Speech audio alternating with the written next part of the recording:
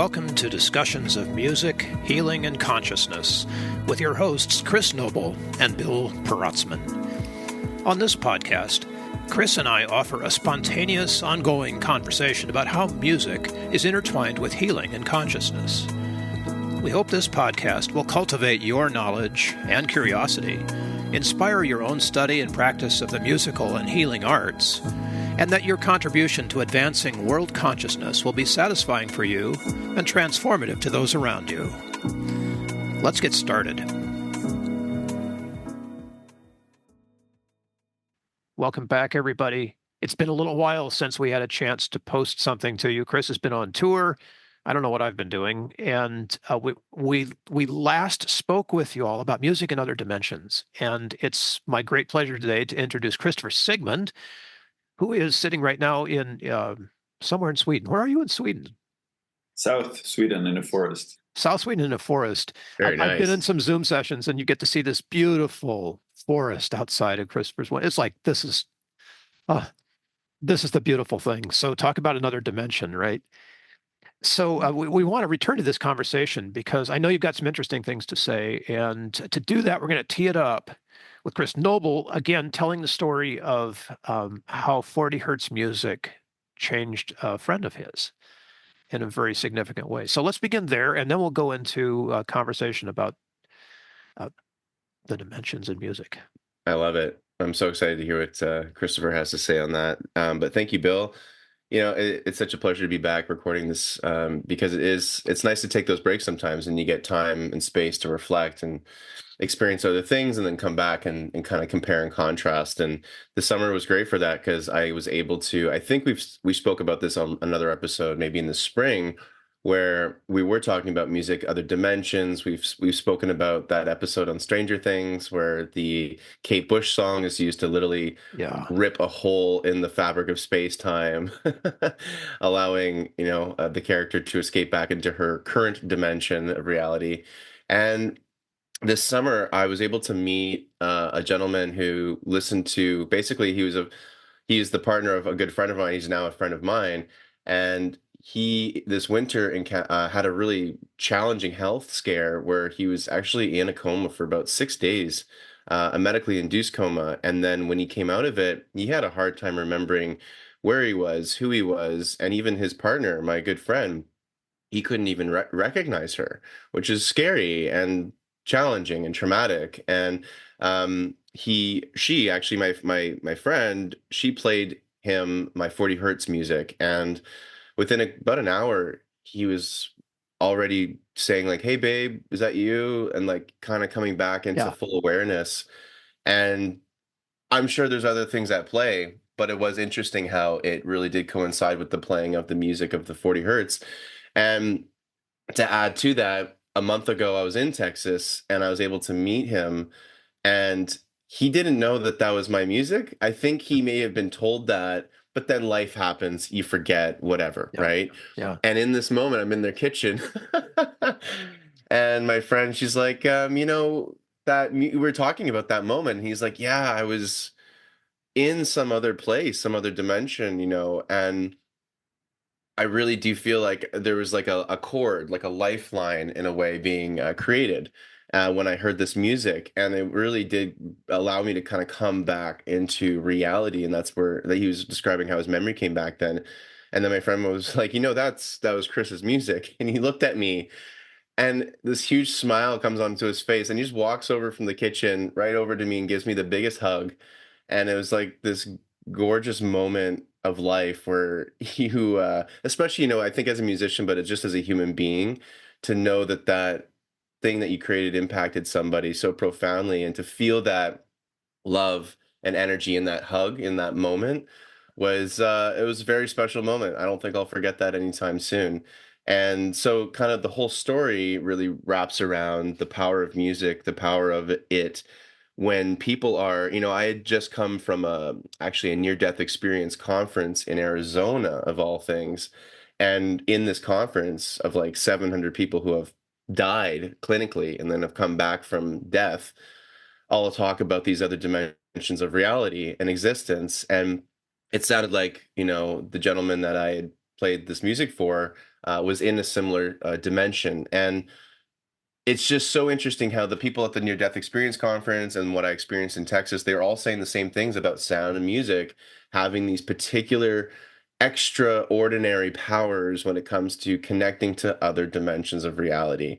And I'll leave the story at that because I feel like that opens up an interesting topic of, we talk about music in this physical reality all the time, but what does music do, or how does it interact with these quote unquote other dimensions or other frequentials, densities of reality, whatever words you want to use to describe the non-material or these things that we know are around us, but we can't quite see with our physical eyes, at least yet. Why is music this thing that can connect them, right, Bill? I mean, and Chris, like, I guess this is the question that starts to go out there. Like, how is it that music can seem to have this other dimensional quality, whereas other things maybe can still do that, but they don't seem to just impact the way music does? Like, what is it about that? I don't know. Trying to figure that out. I love the question. Can we speculate, or is there knowledge? Let's go for it. I mean, and I'd love to hear what Mr. Sigmund has to say on this. We should say Dr. Sigmund. Dr. Sigmund. Just no Freud at the end. He's very humble, but um, we're in the presence of genius, and it's a real pleasure to find that in a musical way. Thank you. Yeah, I really feel a lot through music, and I think it's to start exploring something around the question that you posed, Chris. My experience is that music has this ability to morph through different ways to perceive it, like the term synesthesia, where you can sort of sometimes see the music, or like, I mean, it's waves, so it makes sense that you feel it, but like feel it in many different ways. It's like it's not always the same. So I think that is one aspect about it.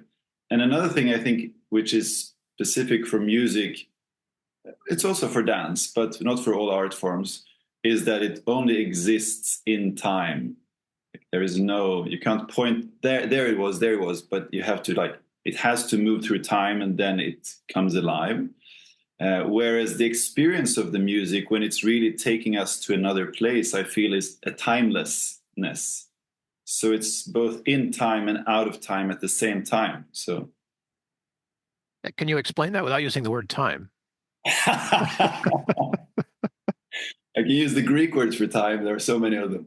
Well, but there's a certain flexibility to the terms, and I'm being funny, but also serious, because the meaning of the Greek word, what we're going to say, chronos.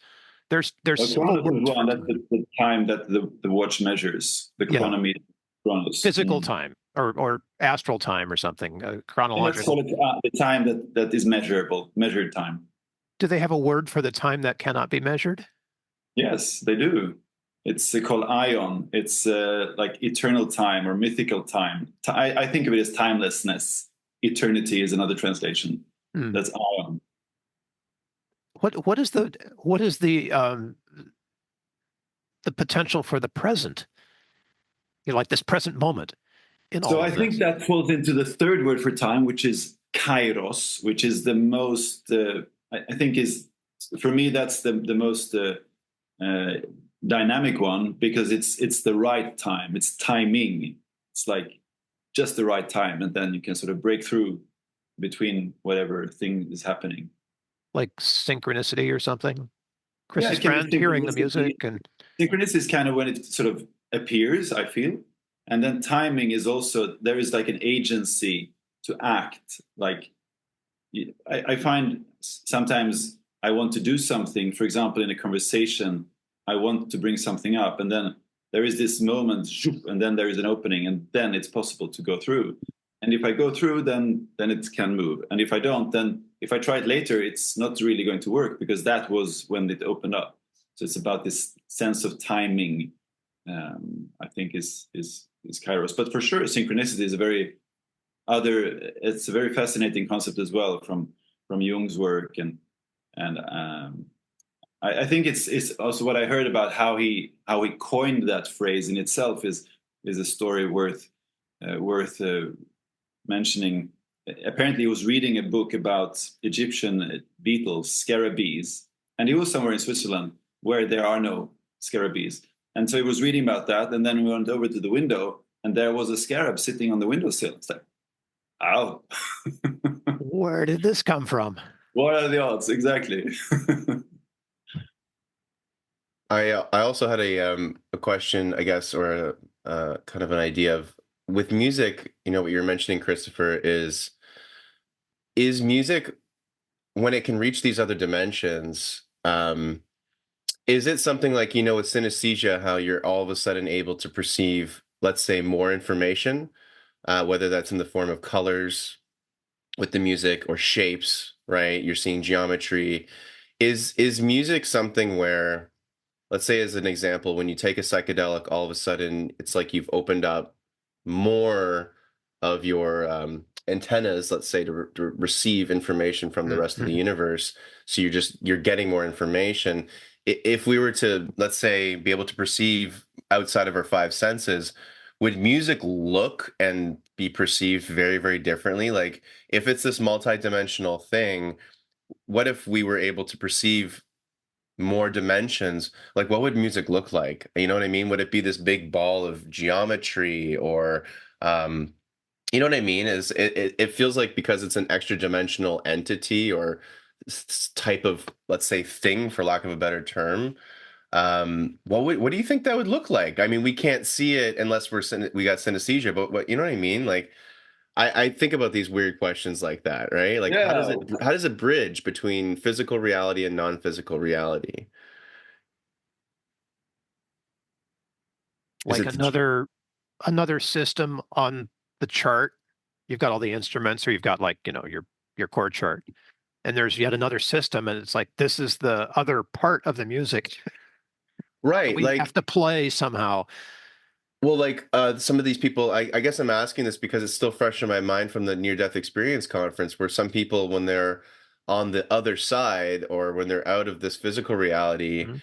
they describe hearing music, but like music that they've never heard in a sense of it being otherworldly, other dimensionally, like a type of sound, and but like they literally call it music. It's not just sound; it's melodic. You know, it's harmonic.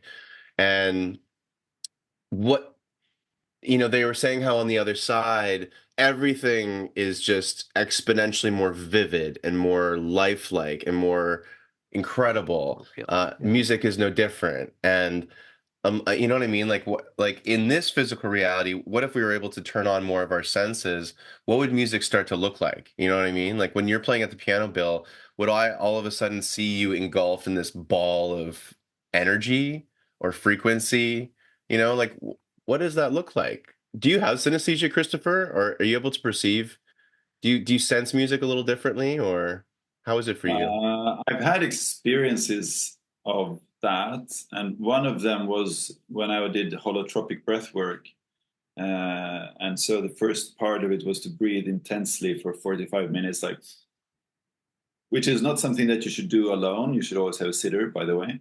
But after the first 45 minutes, it sort of the rhythm changes, and it sort of settles in. And my experience of doing that, of settling in, was very, very, like, I felt like I was in sort of Lord of the Rings, big caverns opening up, and it was very like being in a movie. And it was the music, which was like I was experiencing, but I was experiencing as a movie, and it was just so amazing. And I've had that similar experiences in the past after, like, typically, like, being out dancing all night, going to a rave or so, and then watching MTV in the morning. And they used to, I don't know, I don't watch MTV anymore, but I remember they used to be like the night shift of MTV, and they selected videos which were like so spot on. It was just like really cool things morphing, and you're just like, wow. And then around 7, they just shifted to the new program, and it's like, no, it's a different game, completely different. It's like, okay, let's turn this up, because there is this sort of subtle quality of awareness, which for me, it makes me feel like the person who was playing and producing this music was aware, was hearing these abstract levels of the music because it's there to be heard. Yeah.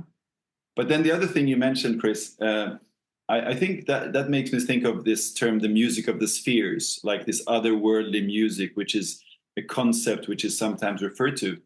And I'm not sure if this experience of the let's say normal music in a more sensitive way is the same as the music of the spheres, or if there is actually an sort of otherworldly quality which is belongs to another dimension that people, for example, going through a near-death experience might access, or in a hallucinogenic state or a hypnagogic state and so forth. What if we said that in the form of a question? So we're all musicians here. Hmm. We have now this awareness. And if you're listening, you have this awareness too, that there's more to music, right? We'll just say it's more to music. Do we have a responsibility as musicians to perform that? And Oh how yeah, do we do it? Like, how do we bring the otherness into contact with the physical vibrations? I think the responsibility lies in, if you feel it, you share it as you can, and then the knowing also that we don't always feel it, but the one who does feel it, or the ones who do feel it, like have responsibility. Like now we're carrying the torch, and then someone else like, oh, now I have the inspiration. So it's this sharing quality to it. I feel that in the band, like people are soloing and we're riffing off of one another, and we're like something else is happening that isn't written in the score, that isn't in the improvisational sounds that we hear. The next level of that is this, like within the band, this connective thing Mm. in some way. And they tell us that people see that, like if you're watching in the room, you see that happening, and that it somehow affects you as well as the music is affecting you, Yeah. but you can't write it down. Like, how do Mm. you, what's, how do we prepare to play in that space? I don't think you can, and I think it goes into like not overthinking Yeah. and getting out of the left brain and moving into that right brain, more feminine state, let's say, of just creativity and receiving the information as it comes in, musically speaking, and just channel it through your instrument. Like I was doing a jam at one of these festivals in the summer with sometimes like 20 musicians on stage you've never met before. You're just jamming, having a great time. But I had a couple of times where I was overthinking. I was getting a little nervous, and you're overthinking. And when that overthinking state, when you're thinking, you're not gonna create awesome. You're not gonna have that experience of that pure musical expression coming through. But then once I was able to shake that off, get into that groove, and then boom, all of a sudden you're in it and you can feel it. Like I think what Christopher was saying too is that it really can. You got to feel that whatever that X factor is, that je ne sais quoi, that thing with music where you just know when you're in the flow state, you're in that pocket, so to speak, of really nice music. You feel it. And I wonder, another thing, another friend of mine who had a near death experience, she shared after she came back from her near death experience, she was able to see these chords of attachment, energetic attachment between people. I've seen this portrayed in some movies actually, and um, what she was able to see was like at a concert, for example, all these people had chords attached to each other because the music was creating this cohesive community love bubble, essentially, where everyone just felt connected and loving. And she could see all these chords of connection that were coming out of the music in a way, and the music was creating these energetic chords of connection. And to be able to see that, I mean, is pretty cool. I mean, again, like, I guess that's another thing that music is doing, is it's creating connection between the listener and potentially other people, or connection with that listener to maybe themselves, or to higher dimensions. But I feel like it's a connector too. The music's like a connecting device. What do you think about that, Christopher, in terms of like music connection. I know you've also mentioned raves. So, when you're dancing at a rave and you feel, again, at a great rave, you feel that connection, you feel that serenity, that almost like blissful state that you can achieve through holotropic breathing as well. What's your experience with music in those like heightened states of consciousness, Christopher? Um, well, I feel that I can relate to what you're talking about, and it's like there is definitely something going on sometimes, um, but it's also a little bit like what do you see when you turn out the light? I can't tell you, but I know that it's mine. So how can we talk about something that's so subtle, and perhaps we shouldn't even talk about it so much, but approach it with reverence and approach it with gratitude and like humility that we're having this sort of, it's a grace that we can have this experience and share it. Um, yeah. What do you It's think, the Bill? moment before you go on stage. It's like your last chance to be ready for that. Because once you step onto the stage, what's going to happen is going to happen. Yeah. Yeah, and I feel like as an audience member and as a musician, there's these like Chris was kind of saying, it's almost like we could talk about it all podcasts if we want, but there's also an element of it just is what it is, and it's something to just be completely, in awe of, and to just really be present and appreciate. And I had to a couple of times on this summer tour remind myself mid-concert, because sometimes my brain would be thinking about the next song, which sometimes you got to do. Obviously, as a professional, you got to be planning ahead if you need to. And I also was recognizing sometimes I was thinking ahead too much, and I'm like, "You're here right now, Chris. Like, enjoy this song, this moment, this part on stage, this audience. Like, be here right now, because ultimately, that's all that matters. You know, Mm, mm, doesn't matter how well I play either. It's just more, am I present? Am I honoring the music, and am I, as a musician, I think what you're hinting at, Chris, as well, is just like, am I sometimes also just going to get out of my own way and let whatever needs to come through, and that's mm. it, you know? Yeah, I think being anchored in the present moment is a prerequisite for any of these experiences to happen. But then the present moment is like, it's not either or, it's that's the entry point, and then that can widen, and then there can be a greater perception of not just my connection with the music, but like the connection with the other musicians, with the audience, with nature, with things that are going on, and also in a temporal sense, like knowing what has been before and coming later, but not thinking of it so much as knowing it. And I think that's sort of uh, the challenge, maybe sometimes, to not go into the thinking mind again, but just to stay in that and just keep staying with that, and trusting the flow and trusting the flow and trusting the flow and coming back to that. And then sometimes we fall out of it, and then just like, okay, so now I'm falling out of it. Now, what's going on now?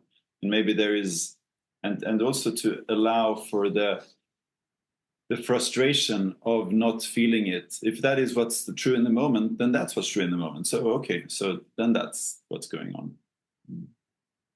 And not bringing all their judgment to that, oh my gosh, it's not happening right now moments. Mm.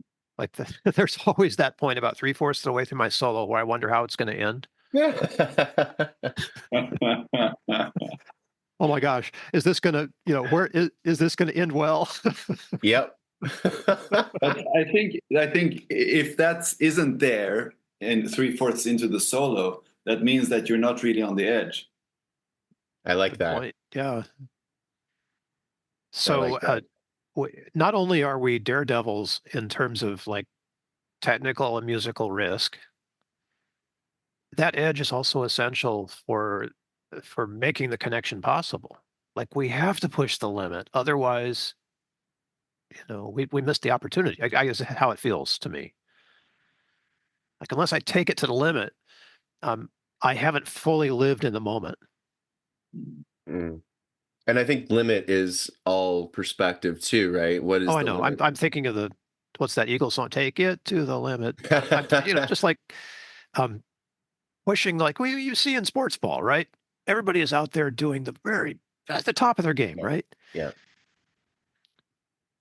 I mean, I've heard my some of my favorite musicians like bands like Radiohead, every album they do, I know Tom York in particular and Johnny Greenwood, the guitarist, almost always try to learn a new instrument for each album and then incorporate that new instrument. And they want it to be an instrument that they're not good at, specifically so that it pushes them and it keeps that feeling of we're constantly evolving, we're always learning, we're always like they want to keep that almost student beginner mindset mixed in with the fact that they're masters of their craft. And I think that's really smart though, because I think they get that you're both the student and the teacher, and it's important to always have both of those kind of juxtapositions, those two um opposites in a way when you're approaching anything, but especially music, right? Because I think we all know that feeling when we're playing maybe the same song for the millionth time, and maybe it's in the same band and it's the same kind of show, Here we go and again. right? And it's that feeling, and you're not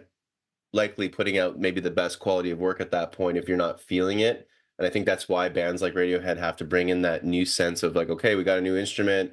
It makes you a bit more nervous perhaps before the show, but those nerves are healthy most of the time, and they keep you making sure that you are putting your best work out there and that you're really trying to go in a Hmm. different direction for a second, and feel free to comment on any of these things we're talking about, Yeah, Chris, I'd love to actually. It made me think of something before we move please. on to the next thing, because I used to. So two different types of music. One is like songs that are written and rehearsed and that I know well, we know well in a band or so. And then there is the improvised music. And I find that the improvised music nowadays it's easier to be on that edge because it's always like just half a step from falling over the cliff.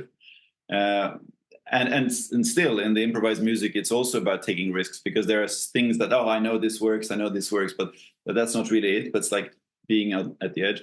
But in the past I experienced more often that I could play rehearsed music and still like maintain that edge.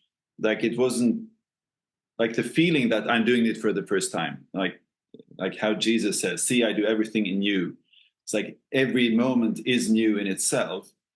And so it would be interesting to hear what you guys have to say about like how to maintain that sense of freshness and newness, even if it's the millionth time that we do something. Like how can we be there?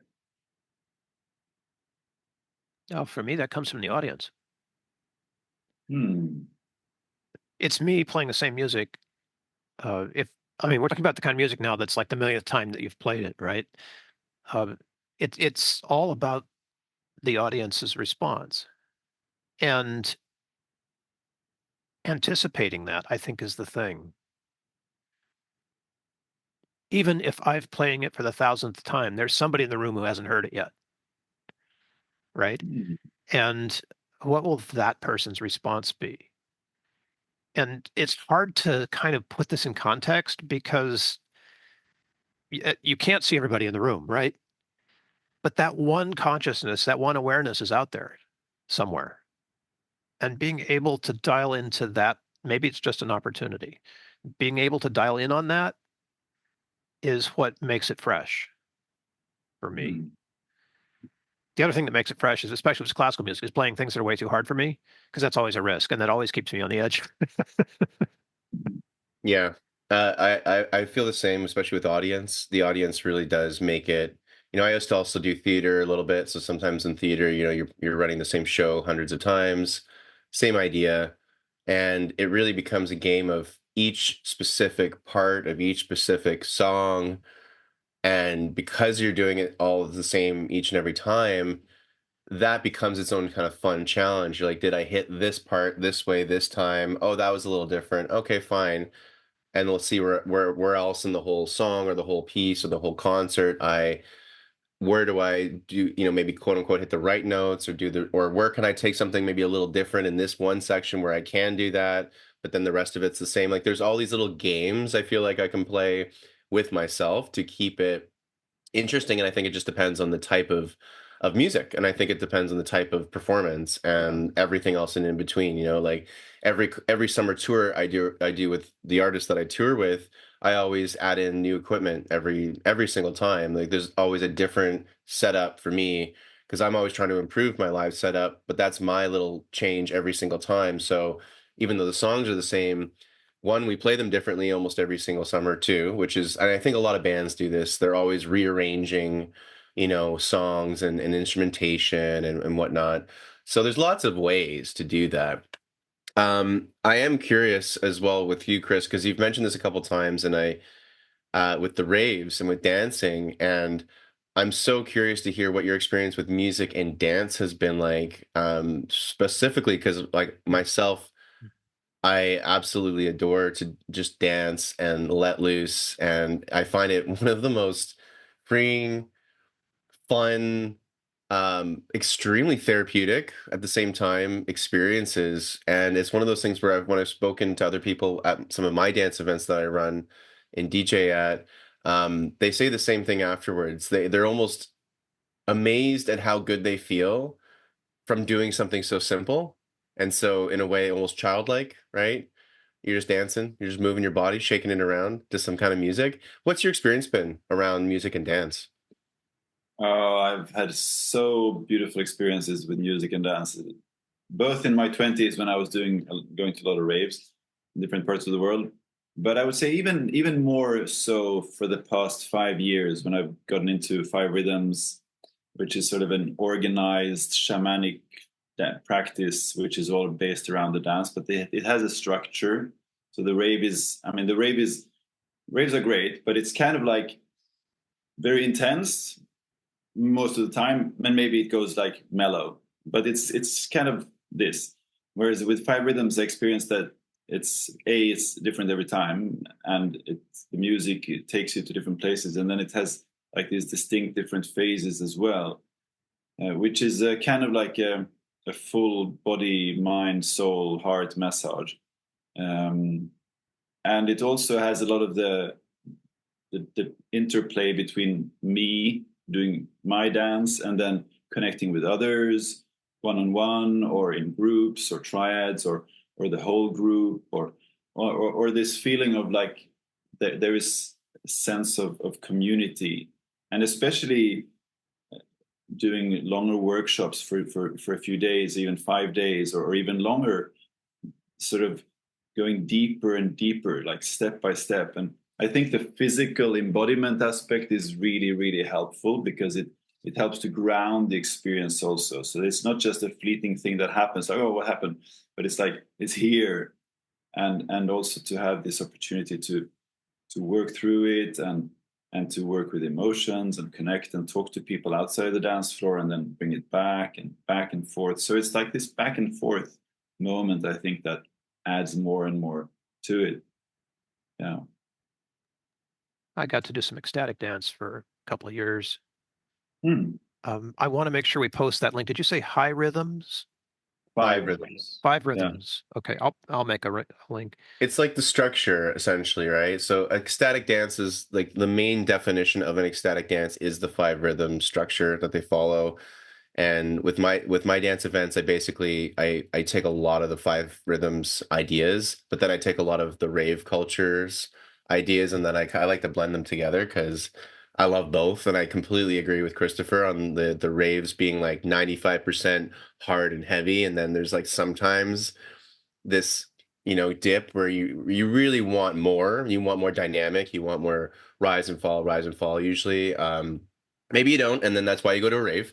But yeah, if you're wanting a bit more variety, I think the five rhythms really it brings you on a journey. It's more of a hero's journey kind of arc, and they're so fun, and they're so how do you feel with in terms of community? Because I was amazed at how quickly people can bond together. Of course, with live music concerts, that's all very possible too. But I found for some reason with dance, even more so, people could quickly bond and just make these very quick connections. And I don't know. And I think because what you're mentioning too, Christopher, is that excuse me, at these events, there's time usually to kind of like go outside for a quick break and then you chat with some people there, or you go to a quiet corner and have a little thing there and then come back into the room and dance some more. And there's more of an ebb and flow.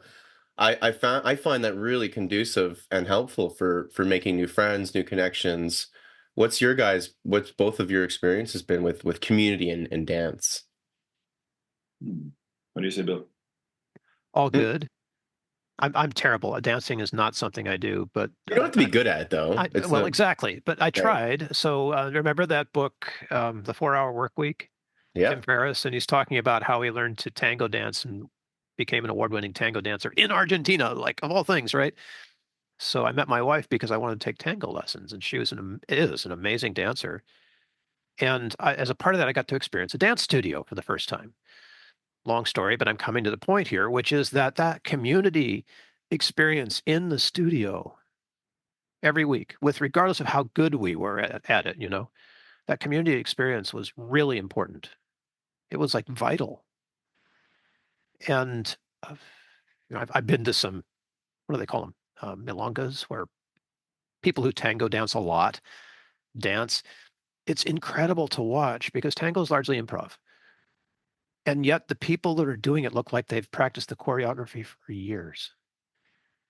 And it's not that. It's that there's a community of art that knows how to do this thing. And it doesn't matter who your partner is, you can do it. Right. And you can be in the flow. And jumping into that flow is why people come to these things, right?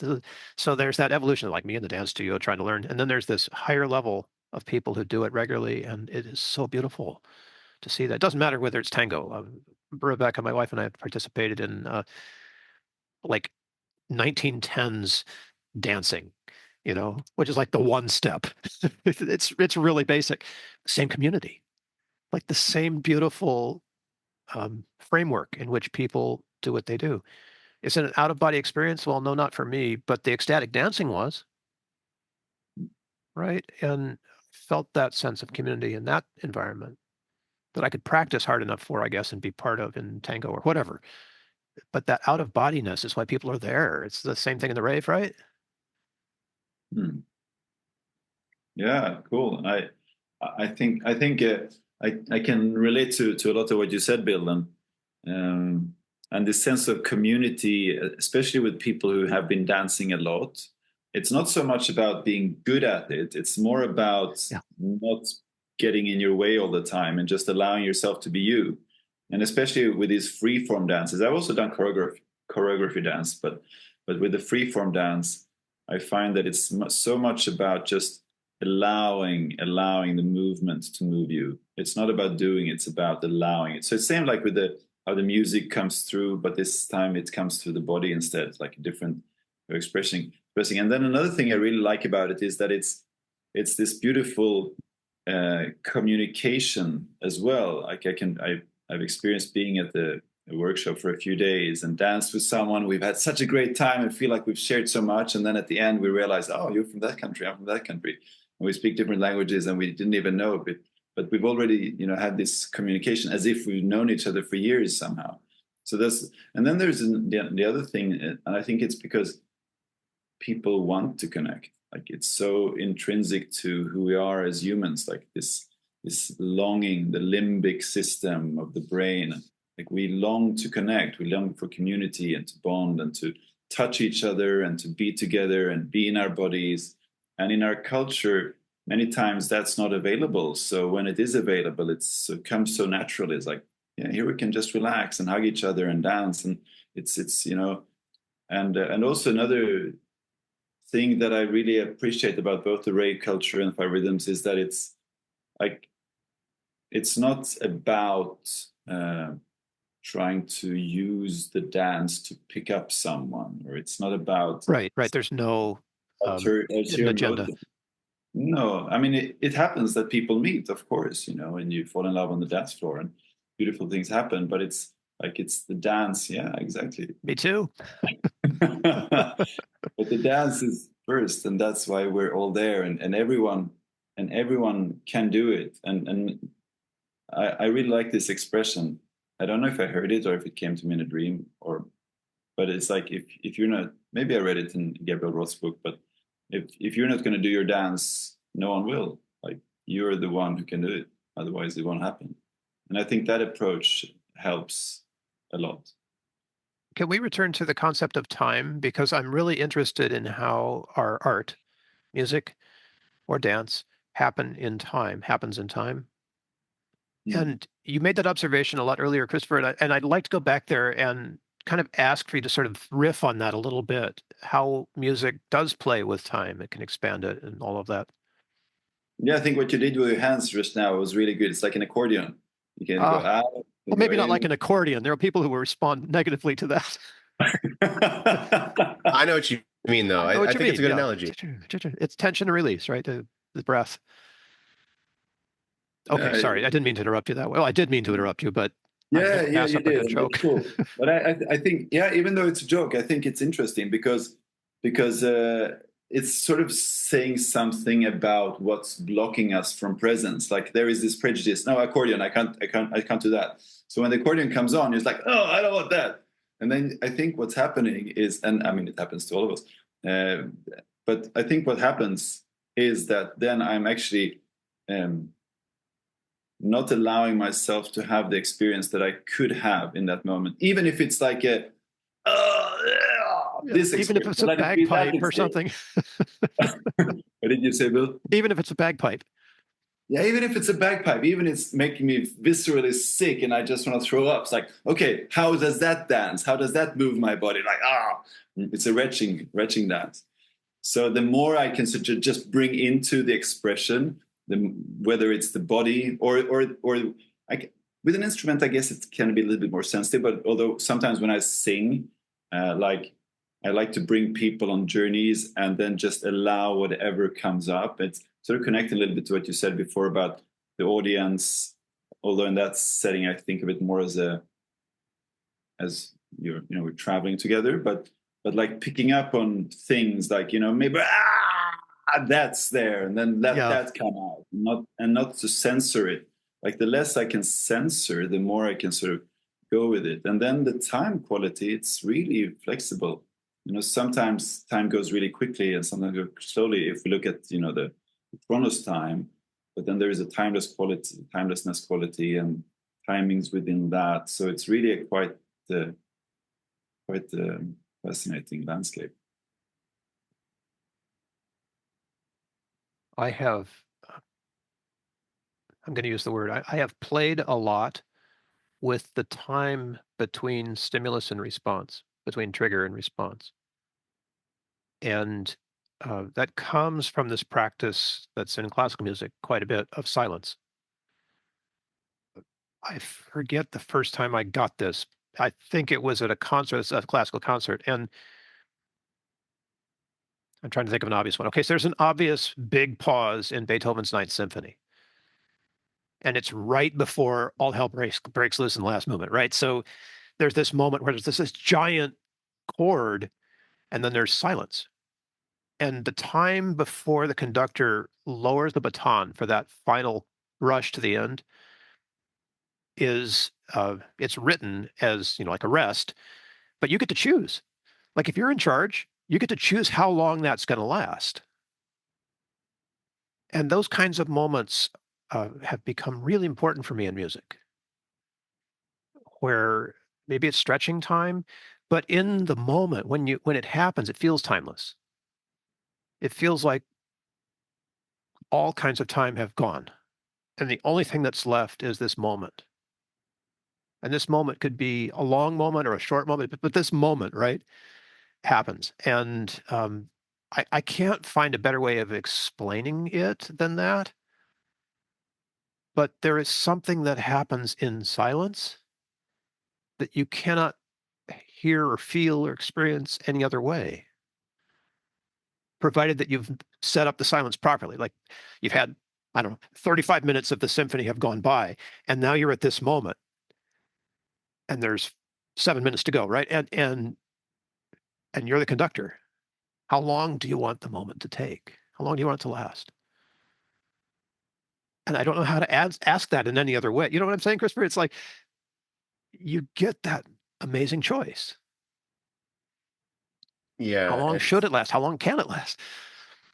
it's like using space or stretching time as just another aspect of music, and like it's its own instrument, Yes, and yes, that's right. it's like it becomes its own musical entity, even though it's not musical. It is, because you're using it in a musical context for dramatic purposes, I'm assuming, certainly in Beethoven's music. And even like in the live performances this summer with the artist I perform with, Tennyson King, he's got this moment where he goes out and showcases his traditional Chinese guitar that he uses, a zhorong, and he'll go up and do this solo on it. And at the end of the solo, which is just him, he lets the last note ring out, and then there's just this space before he brings in this really rhythmic strumming thing, and then I get on the kick and we get the clapping and everyone gets going.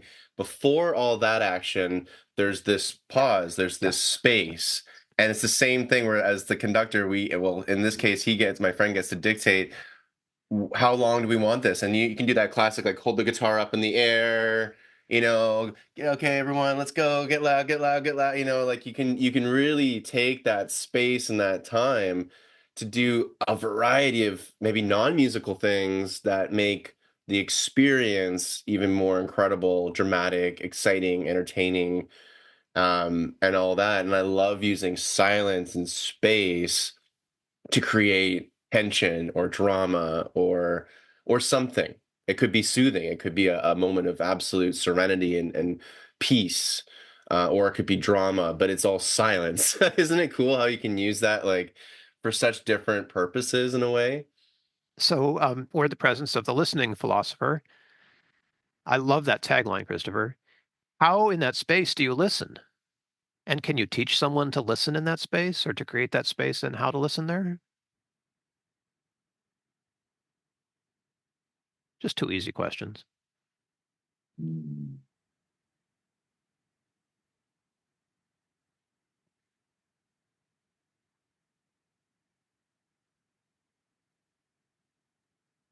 I know what you're doing.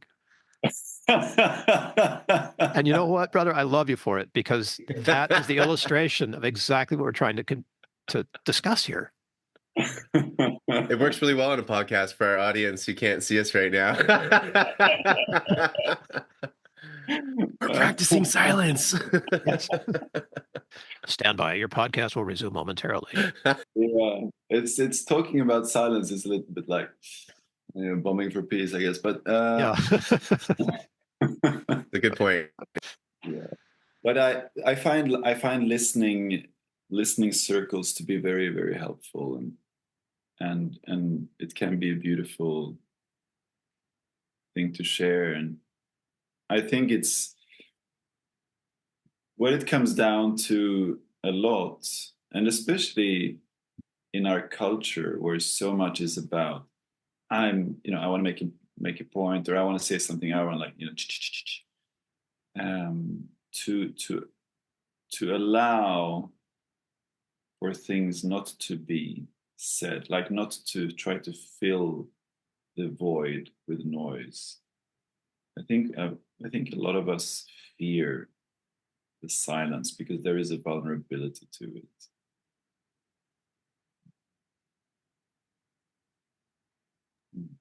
Okay, I absolutely love that fear of silence, because that is so true. I experience that even in such simple things like you're at a family dinner and the table gets quiet all of a sudden, and you could feel like someone needs to say something, because God forbid we have silence at the dinner table. And you know what I mean? Where it's just something that is I think in this day and age, because we're in such a loud, um, technologically advanced time where there's so much stimulation and there's never really silence, especially in a city, in a metropolis. It's like we're not even used to silence. So when we experience that, I feel like what you're saying a bit there, Christopher, is also like we don't even know how to handle silence anymore. And I know we can, and there's lots of ways, to develop that, but it's something that I feel like we have lost a little bit over the generations because of a million different factors. But I do notice that a lot, especially in meditation circles, or I've done a lot of men's group work and different types of like spiritual or self-development practices or workshops or situations where there's a lot of silence usually used in those situations, especially meditation. And you can feel with people that are newer to it that it's extremely uncomfortable. Certainly was for me in the beginning. And then you switch over, I think, after a point, though. And I'm actually curious, Christopher, if you've experienced this where maybe you or someone else has started consciously listening, taking more time to be quiet, to be in silence. There's that uncomfortability phase. And then eventually, though, you do it enough, it starts to feel so good that you start to crave silence and you start to crave just that peace and that space where you start to probably, at least for me, actively start to create it more, actively start to pursue it more, even switch up where you live to create more space and silence. Have you had a let's say an evolution with silence? Have you gone from a place of, or do you know people that have, you can see them go from a place of feeling uncomfortable in silence to feeling quite at peace in silence? Yeah, I I was reminded of an expression that we have in Swedish when at the dinner table, for example, and it becomes quiet, and the expression is an angel walked through the room, an ängel gick genom rummet. And it's such a beautiful moment. It's like it's a sacred moment.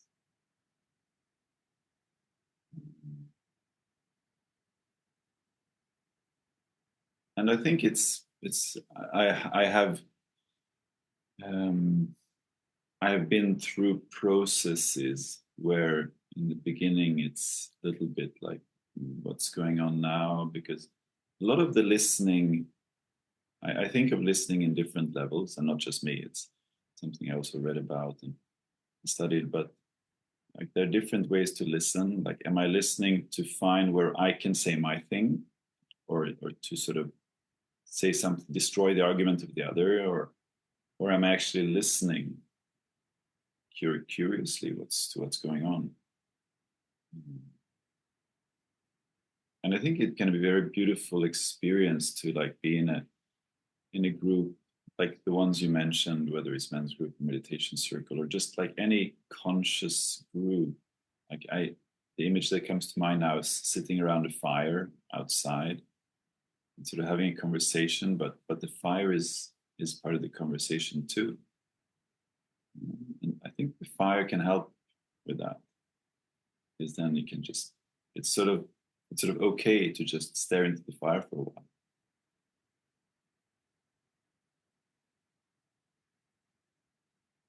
Probably why fire is used all the time in ceremonies and is like the number one element to use when doing any form of ceremony or ritual or something sacred, because it's fire is such a perfect element of kind of bridging the different dimensions of reality, it feels like, and it's such a soothing sound first and foremost too. I mean, the sound of a crackling fire, I think every human being smiles. Just that's nice, And then the smell, if you're into that smell. My dad's not, but I love it. The campfire smell.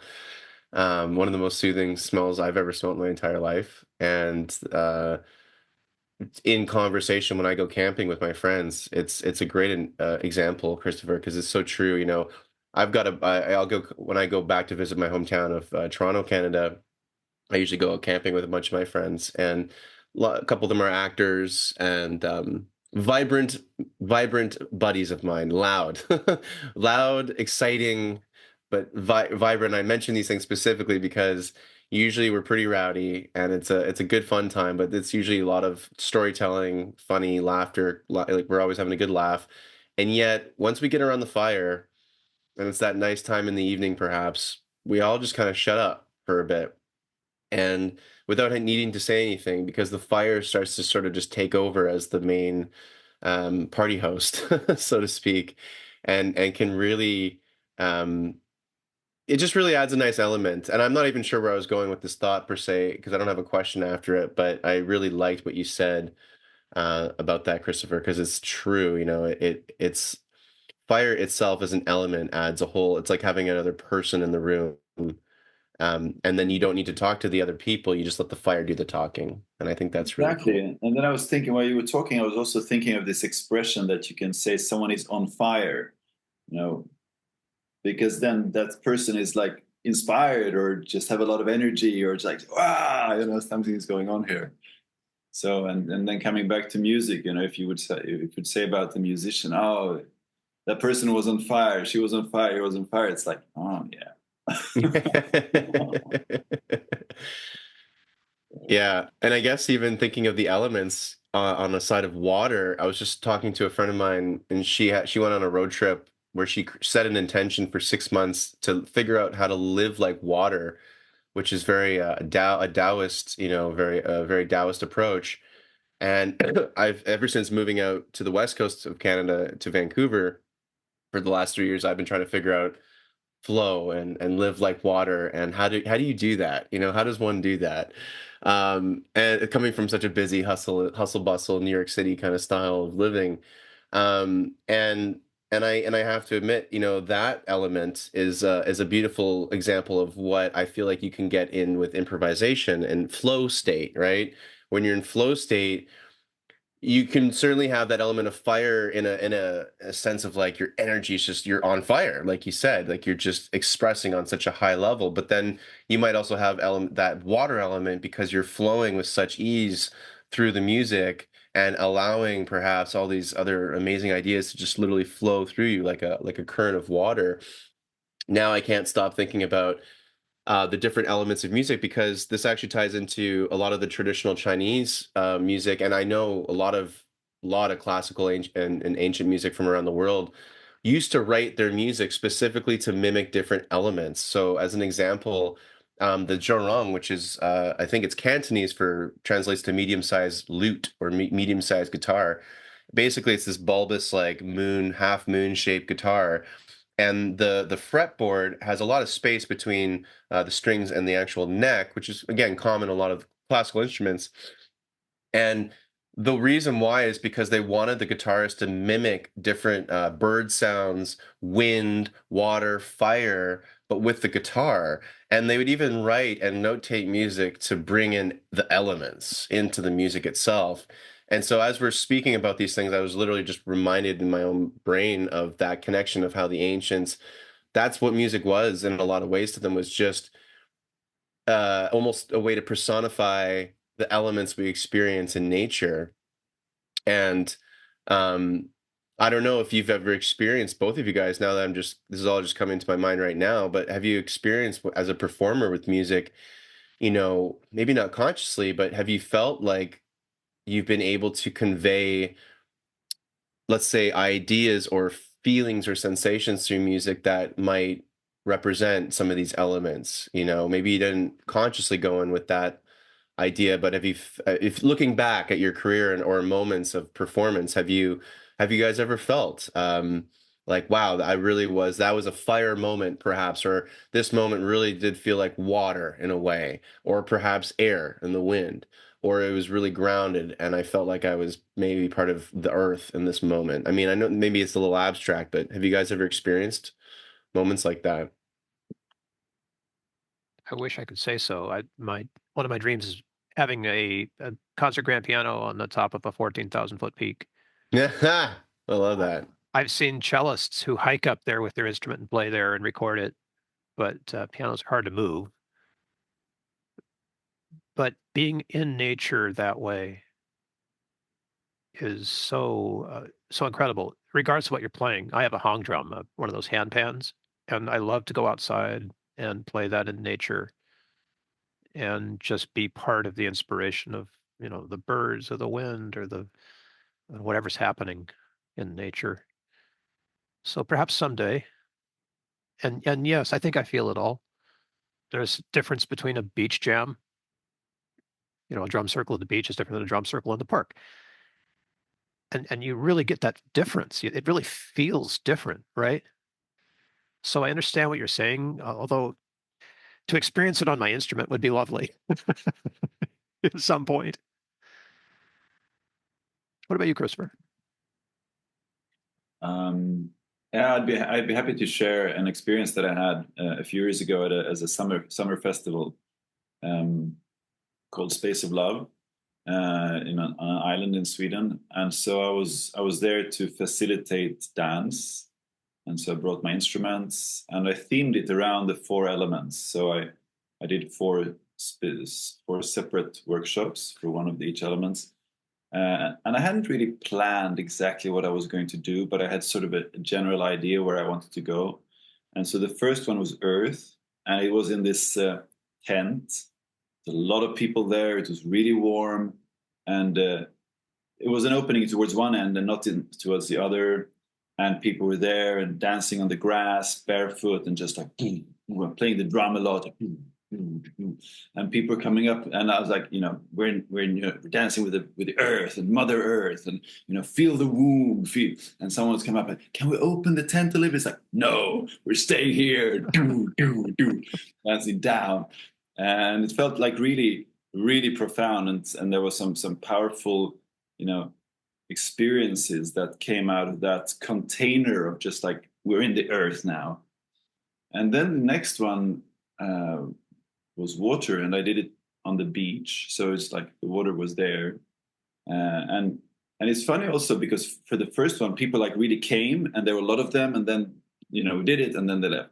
The second one I went there first, and then a few people came, and then some more came, and then a few more, and then we were like 15 people or something. It's like, yeah, now it's probably a good time to start, and I started playing a little bit, and also the leading up to it, I couldn't access my instruments because they were locked in a room and I couldn't find whatever happened. So I borrowed a drum of someone else who just happened to be there, and it had a blue thing, like this thing that you put around your neck. It was blue instead of my black, so it felt like thematic. So I was playing that, and then sort of just going with the flow, like, okay, now dance into the water, and they were just dancing into the water, and now we're a wave and moving back and forth, just improvising through that water terminology, sort of metaphors.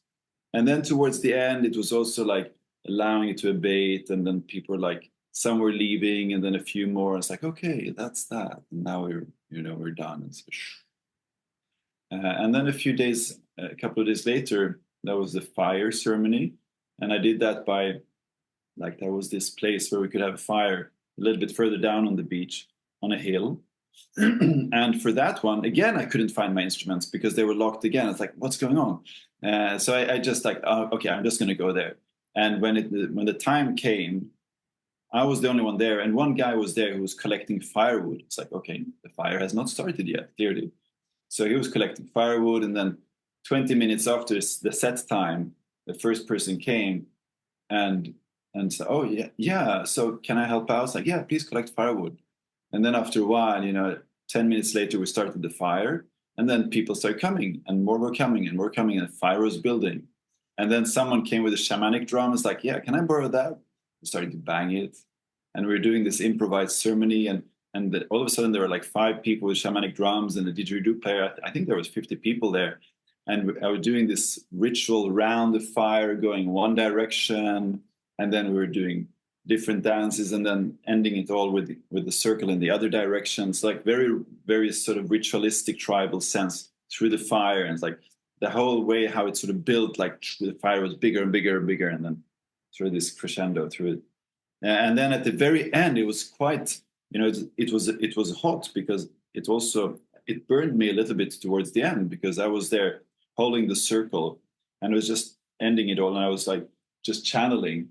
And then this woman comes up to me from behind. It's like, yeah, can I say something? I was like, what's going on here? It's like, no, I'm trying to hold a circle here, and then just like landing it all, and then it sort of changed into this fire show that just came out of nowhere. So it was a very transformative experience, I think, for all of us.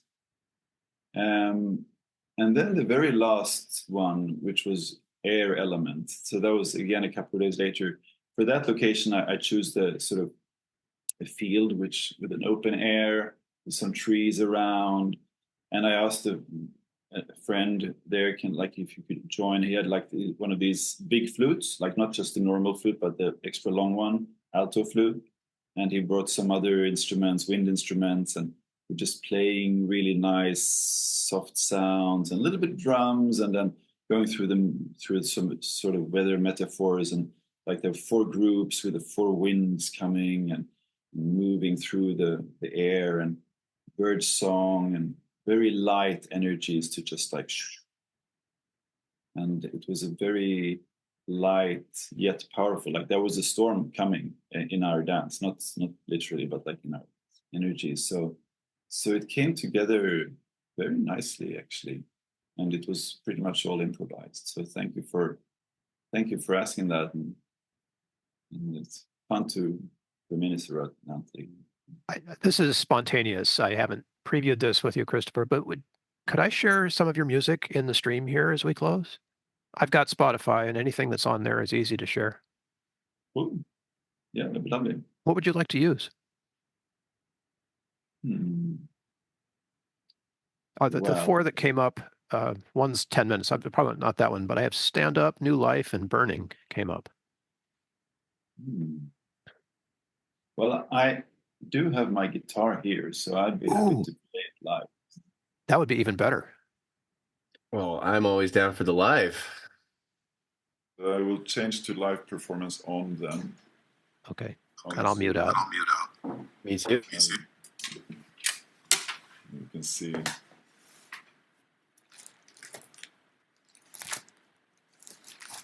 So perhaps I will go for the.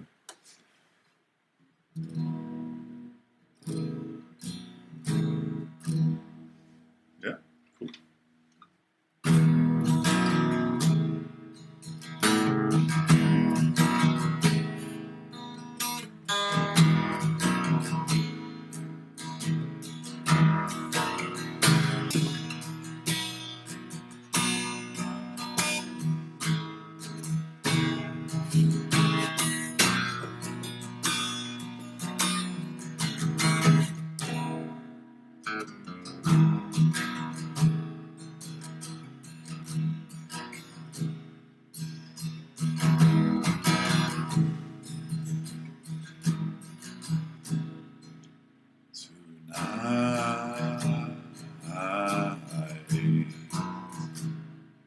In your eyes,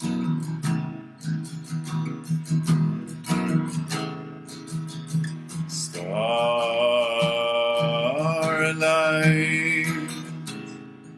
paradise,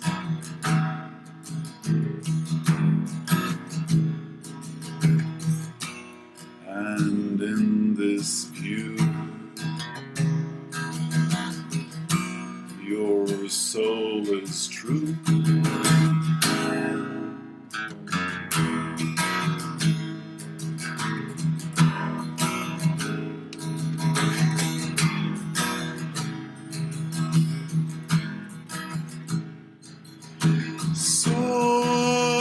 Soaring high, mind is free.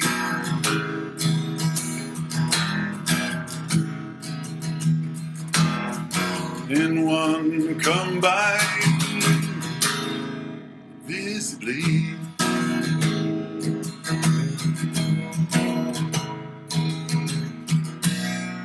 I only feel your love so real.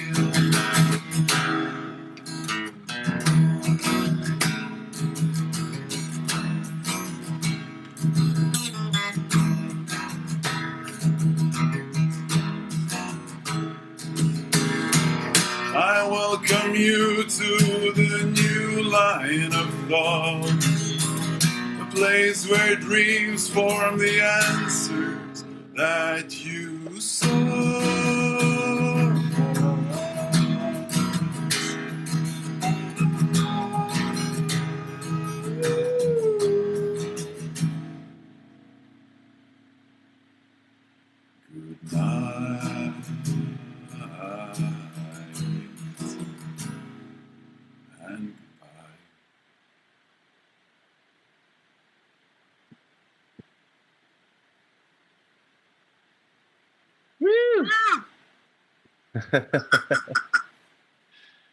Beautiful, Christopher. Thank you so much. That's for the everyone watching and listening. Christopher Sigmond, go find him on anywhere you listen to music.